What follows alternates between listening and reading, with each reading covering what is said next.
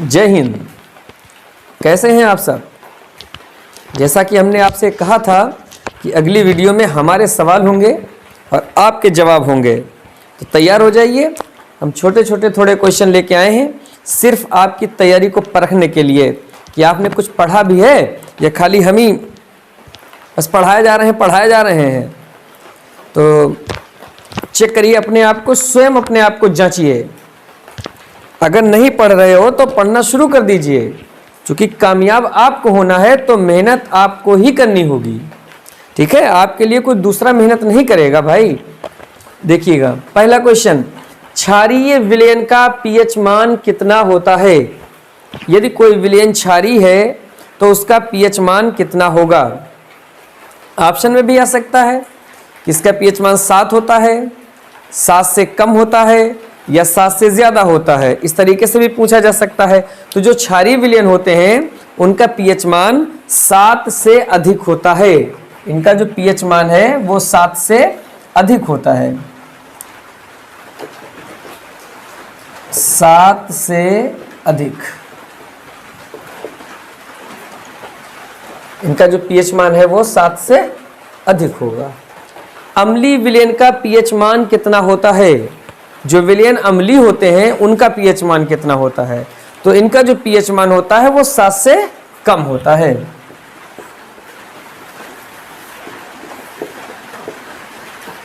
सात से कम होता है। अच्छा बताइएगा, एक कोई विलयन है, एक दूसरा विलयन है, एक का पीएच मान 3 है और एक का पीएच मान 4 है। तो बताओ कौन सा विलयन ज्यादा अम्लीय होगा? तो 3 वाला ज्यादा अम्लीय होगा। सही बताया, 3 वाला ज्यादा अम्लीय होगा, क्योंकि जितने पीएच मान कम होता वो उतने ही ज्यादा अम्लीय होता। अच्छा एक और बताओ, दो विलयन रखे हुए हैं, एक का पीएच मान है 11 और एक का पीएच मान है 14। बताओ कौन ज्यादा क्षारीय होगा? बिल्कुल सही, 14 वाला ही ज्यादा क्षारीय होगा, क्योंकि पीएच मान जब ज्यादा होता है तो विलयन उतना ही ज्यादा क्षारीय होता है, और अम्लता में जो कम होता है वो उतना ही ज्यादा अम्लीय होता है। ठीक है। शुद्ध जल का पीएच मान कितना होता है? यानी जो शुद्ध जल है, हमारे नल का जल शुद्ध नहीं होता, समझ रहे हो? तो जो शुद्ध जल है उसका पीएच मान कितना होता है? तो शुद्ध जल का पीएच मान 7 होता है, यानी 7 होता है।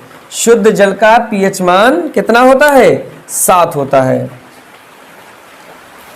H2SO4 के जलीय विलयन का पीएच मान कितना होता है? H2SO4 के जलीय विलयन का पीएच मान कितना होगा? H2SO4 क्या है? सल्फ्यूरिक अम्ल है। ये एक अम्ल है, तो अम्ल का पीएच मान 7 से कम ही होता है, तो इसका भी पीएच मान 7 से कम होगा।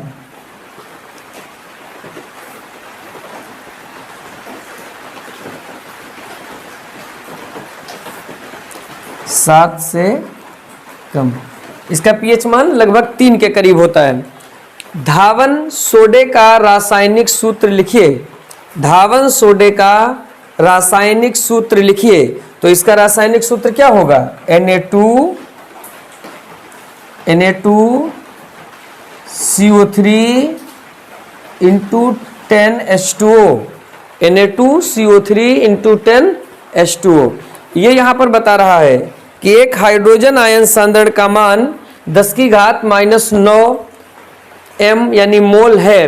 तो पीएच मान की गणना कीजिए। तो पीएच बराबर सूत्र होता है -log H पॉजिटिव बराबर -log 10 की घात -9।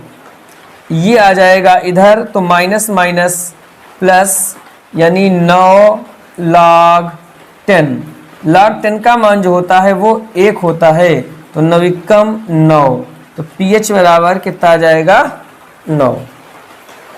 आगे पीएच को परिभाषित करो। तो ये परिभाषाएं जितनी भी हैं, जो गुण हैं, ये सब हमने लिखाए हैं, आप इन्हें पढ़ लीजिएगा एक बार कि पीएच को परिभाषित करो। हमारा उद्देश्य सिर्फ इतना है कि आपने क्या पढ़ा, बस आपको ये एहसास दिलाना है कि ऐसे क्वेश्चन आते हैं, आपने देखें तैयारी की है उसकी या तैयारी नहीं की है। तो किसी विलयन का पीएच मान उसमें उपस्थित हाइड्रोजन आयन सांद्रण के ऋणात्मक लघुगणक के बराबर होता है यदि लघुगणक का आधार 10 हो। किसी विलयन का पीएच मान उसमें उपस्थित हाइड्रोजन आयन सांद्रण के ऋणात्मक लघुगणक के बराबर होता है यदि लघुगणक का आधार 10 हो, यानी पीएच बराबर -log H पॉजिटिव। क्या होता है जब सोडियम कार्बोनेट को गर्म किया जाता है? क्या होता है जब सोडियम बाइकार्बोनेट को गर्म किया जाता है? देखो ये है सोडियम बाइकार्बोनेट NaHCO3। इसको जब गर्म किया जाता है तो सोडियम कार्बोनेट बनता है। सोडियम बाइकार्बोनेट को जब गर्म किया जाता है तो क्या बनता है? सोडियम कार्बोनेट बनता है, कार्बन डाइऑक्साइड बनती है और जल बनता है। तो ये इधर 2 हो गए, संतुलित करने के लिए यहां पर 2 लगा दिया जाएगा। तो यहां से 3 दूना 6, 3 2 5 1 6, H2 Na2 संतुलित है। तो इस तरीके से ये बन गया। आगे है उदासीनीकरण अभिक्रिया से आप क्या समझते हैं? उदासीनीकरण अभिक्रिया से आप क्या समझते हैं? तो उदासीनीकरण अभिक्रिया क्या होती है? वो अभिक्रिया जिसमें एक अम्ल एक क्षार से अभिक्रिया करता है, वह अभिक्रिया जिसमें एक अम्ल एक क्षार से अभिक्रिया करता है और लवण का निर्माण होता है, उदासीनीकरण अभिक्रिया कहलाती है। वह अभिक्रिया जिसमें एक अम्ल क्षार से अभिक्रिया करता है, अम्ल एक क्षार से अभिक्रिया करता है और लवण का निर्माण होता है, इस अभिक्रिया को उदासीनीकरण अभिक्रिया कहते हैं। जैसे एक ये अम्ल हो गया हाइड्रोक्लोरिक अम्ल, ये बहुत ही प्रबल अम्ल होता है जो हमारे आमाशय यानी हमारे पेट में बनता है। इसकी क्रिया जब एक क्षार से कराई जाती है, तो हमारा नमक बन जाता है, NaCl नमक यानी बनता है।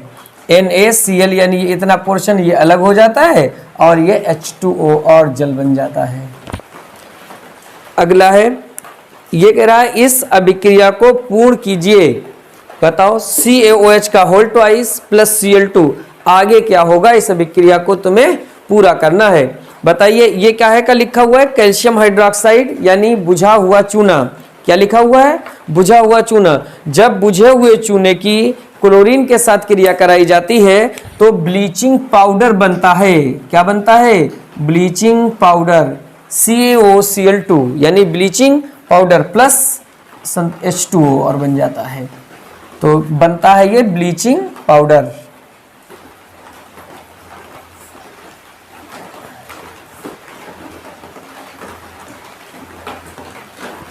ब्लीचिंग पाउडर बन जाता है। ठीक है, ईमानदारी से बताइएगा, कमेंट में लिखिएगा कि इन 10 क्वेश्चनों में से आपको कितने क्वेश्चन आते थे। ठीक है, बताइएगा। फिर मिलते हैं अगले वीडियो में। Thank you.